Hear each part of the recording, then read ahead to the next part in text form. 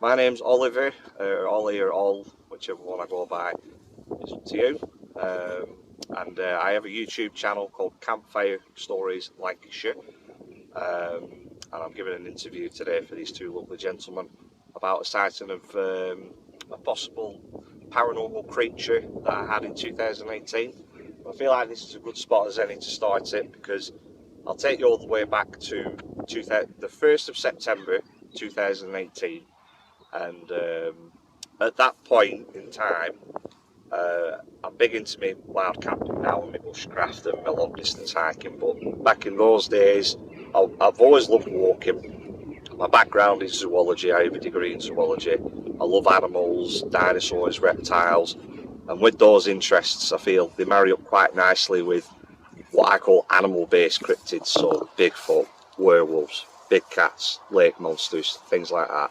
Always had an interest in that, and I've just dipped in and out of it my whole life, but it weren't until 2017 when I really became aware that there was a potential we had a Bigfoot type creature here in the UK, and I was off. So we're currently right now in Whitton Park in Blackburn, which is my old stomping grounds, where I primarily went searching for clues of potential Bigfoot activity. And it was very hit and miss for 12 months. I used to come out at night time with my head torch on. Sometimes I'd get strange things happening, sometimes I wouldn't. And then that takes us to, the fated date, 1st of September 2018. I was kind of at a point where I was starting to think, you know what, I don't think we have anything in this country, which is fine, there's still various accounts and folklore all around the world. But I approached it with a zoological brain. Can a large ape-like creature really exists on our tiny little island? Yes, they can, as I found out that day. And I'd been on holiday with some friends over the weekend, and with my zoological background, I have quite a menagerie of animals at home. And one of my chickens had died while I was away. So I come home from my holiday, I had a lot to do. I had to attend to my other animals, unpack all my stuff, try and relax at some point because I've been travelling all day. And then go and bury said chicken. And that took me to the top of Billings Wood, which is just over there. And I laid it to rest up there. And with it being the 1st of September, it was still a very nice late summer's day. Kind of like today, blue sky, cloud, sunshine, nice and warm. And I thought, I was very melancholy that day, because I've lost one of my pets and I were exhausted from travelling. And I promise you, because at the time I used to have what they call Bigfoot on the brain. Bigfoot was the last thing on my mind on that day. I wasn't feeling receptive to it at all. And I was coming over this rise here down back to where I live, at the edge of the park.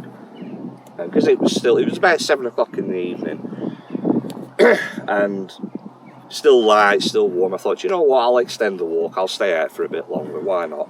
So this trail we're currently on right now took us into here, which is called Big Cover Wood, and it's a little green belt I've walked through for years, from being a little lad to now.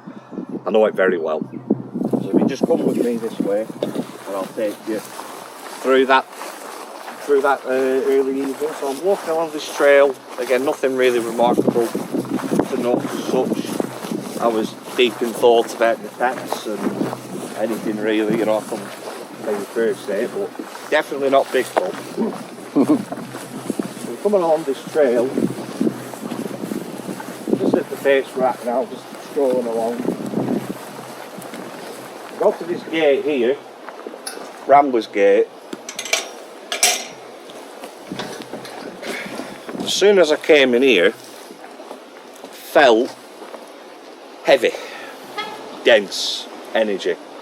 Everything went very quiet, which at the time I wasn't really receptive to, but in hindsight, when I reflected on what happened next, that was one thing that I do go back to. That there was a sudden energy shift as soon as you came in here. One thing to note as well, it's a bit dry at the moment, but most of the year we have running water along this stream, and then it goes all underground back into the park. I think that was quite pivotal to what I saw. If this creature that I'm about to tell you about was a flesh and blood creature, an animal, maybe it was here to drink. So I'll take you up here. There's a little bit of a rise on this Ramblers Trail. Again, I've been walking in here since I was a young teenager. I know it blindfolded, you know.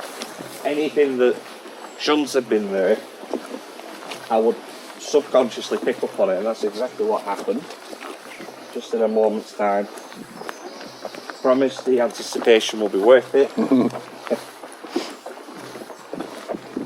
Just a bit further up here.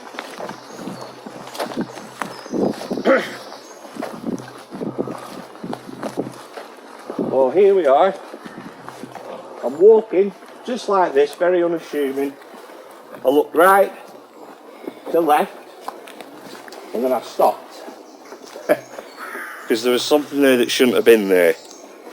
Almost very animatedly, I took a few steps back, like Scooby-Doo, and it's very hard to see because there's beautiful oak trees covering it right now, but if you want to come and have a look, there's a perfect arch of rhododendron bushes here.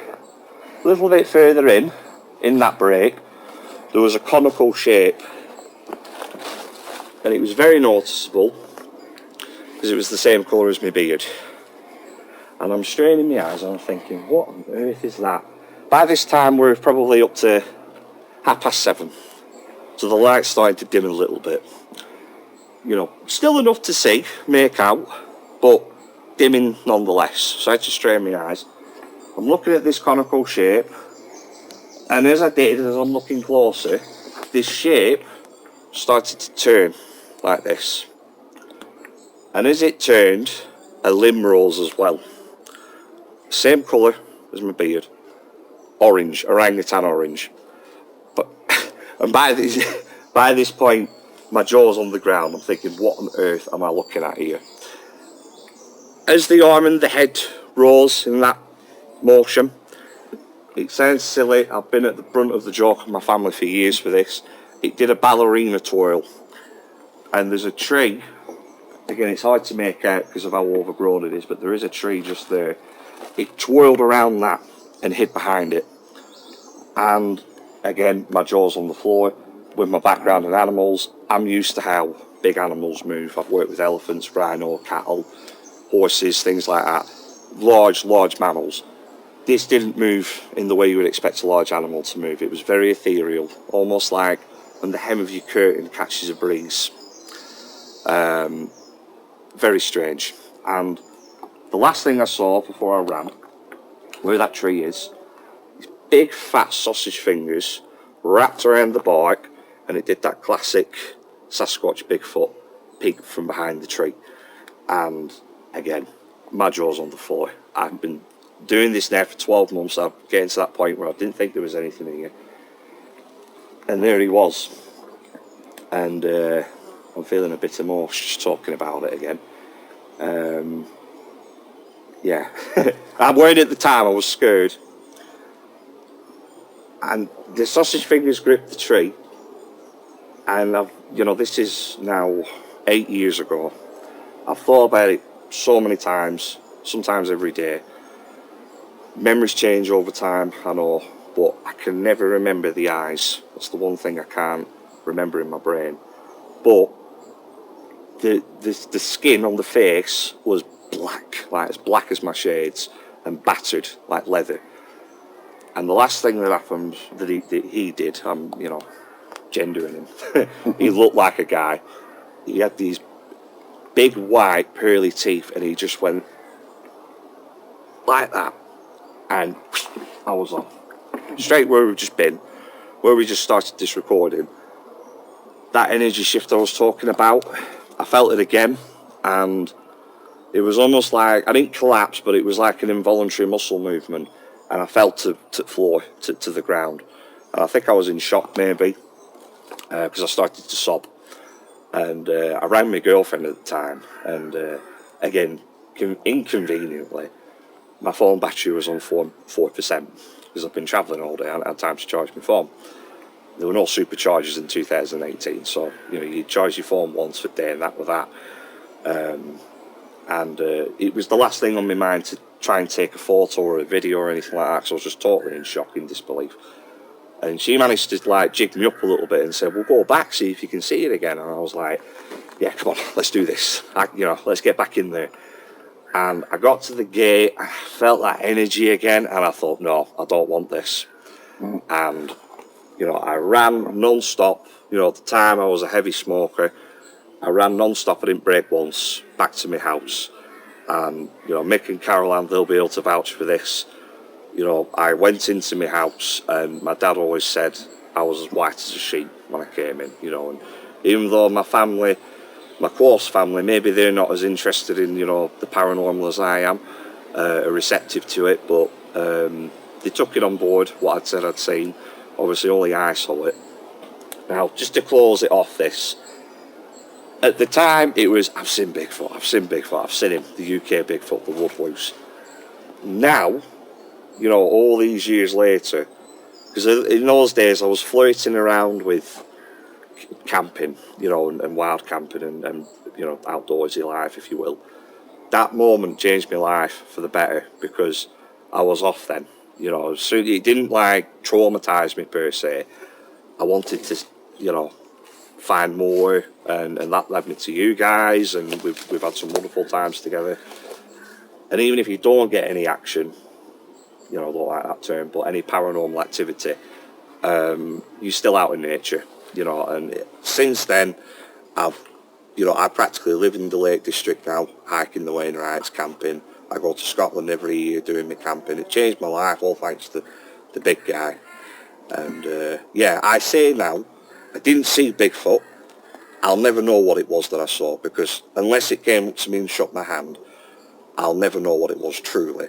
But I believe it was the Bigfoot type creature of the UK.